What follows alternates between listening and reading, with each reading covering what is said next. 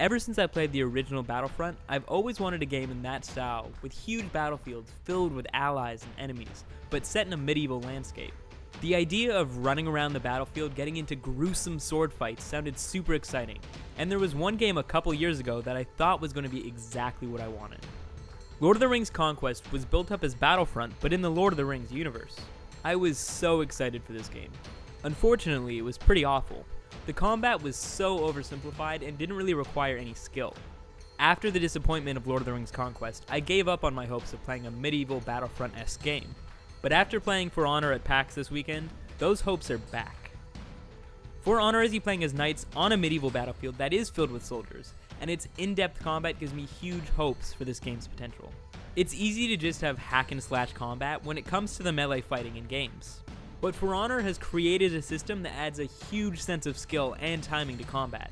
Using R1 for light attacks and R2 for heavy attacks, you can easily slice your way through the basic soldiers that litter the field, as long as you're careful not to get completely surrounded. It's when you spot another knight though that things get interesting. You can hold down the left trigger to enter guard mode.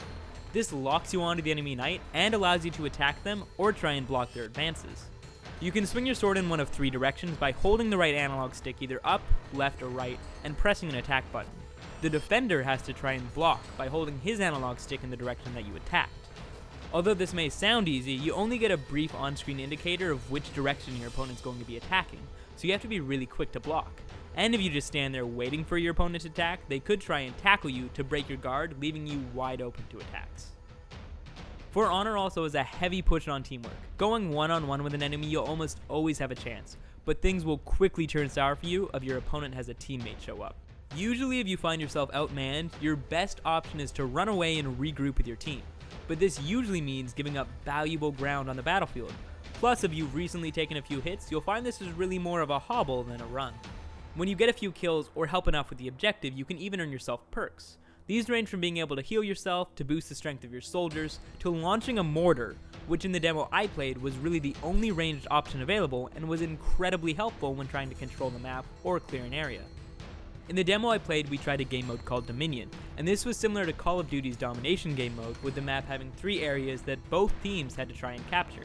Teams did this by standing inside the area and killing all the enemy knights and soldiers. When you do capture an area, you get 150 points while you hold that objective, as well as 1 point a second for as long as you can hold it.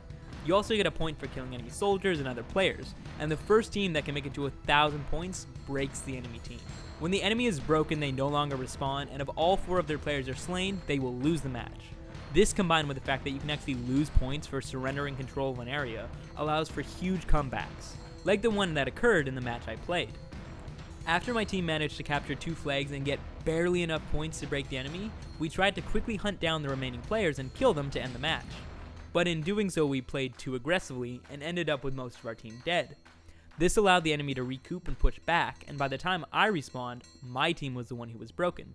With 2 of my team members already down, me and my remaining ally did not last long, and we were quickly hunted down and lost the game.